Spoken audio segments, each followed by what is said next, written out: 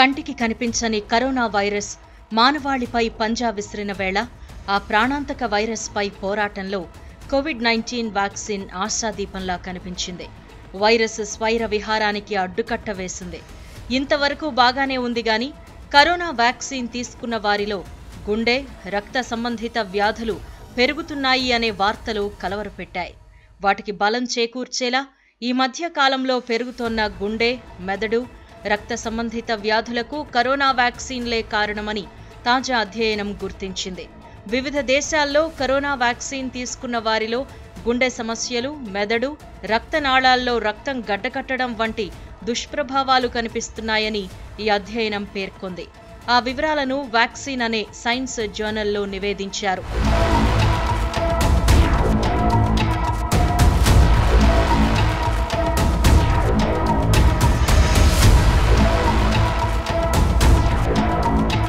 ప్రపంచ ఆరోగ్య సంస్థ పరిశోధనా విభాగమైన గ్లోబల్ వ్యాక్సిన్ డేటా నెట్వర్క్కు చెందిన పరిశోధకులు ఈ అధ్యయనం నిర్వహించారు.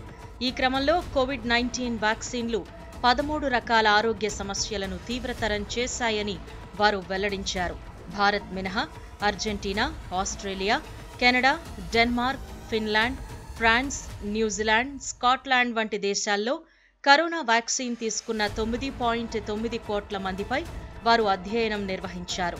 ఈ క్రమంలో కొన్ని రకాల mRNA వ్యాక్సిన్లు తీసుకున్న వారిలో గుండె కండరాల వాపునకు కారణమయ్యే మయోకార్డిటిస్ వచ్చే ప్రమాదం ఎక్కువగా ఉందని గుర్తించారు. దీంతో పాటు Guillain Barre syndrome, pericarditis, cerebral venous sinus thrombosis లాంటి కేసులు 1.5 రెట్లు పెరిగాయని పేర్కొన్నారు.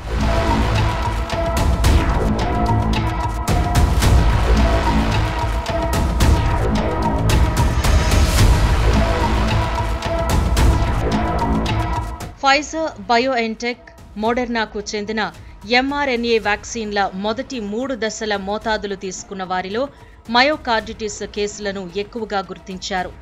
మోడెర్నా 2వ డోసు తీసుకున్న తర్వాత ఈ కేసులు అధికంగా పెరిగాయని పేర్కొన్నారు. అలాగే ఆస్ట్రాజెనెకా టీకాలు 3 డోసులు తీసుకున్న వారిలో పెరికార్డిటిస్ అనే గుండె జబ్బులొచ్చే ప్రమాదం 6.9% పెరిగిందని చెప్పారు.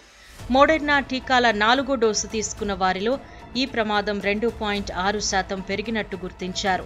ఆస్ట్రాజెనెకా టీకాలు తీసుకున్న వారిలో రక్తం గడ్డకట్టే వ్యాధి బారిన పడే ప్రమాదం 3.2 రెట్లెక్కువగా ఉందని పేర్కొన్నారు. అలాగే రోగ నిరోధక వ్యవస్థ, నరాలపై దాడి చేసే గులియన్ బారే సిండ్రోమ్ను కూడా గుర్తించినట్టు చెప్పారు.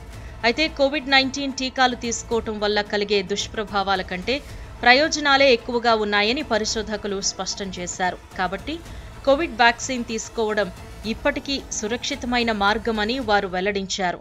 కాగా కోవిడ్-19 సోకిన ఏడాదిలోనే చాలా మంది కోలుకోగా మరికొందరికి ఊపిరితిత్తులు శాశ్వతంగా దెబ్బతిన్నాయని తాజా అధ్యయనంలో గుర్తించినట్టు పరిశోధకులు తెలిపారు.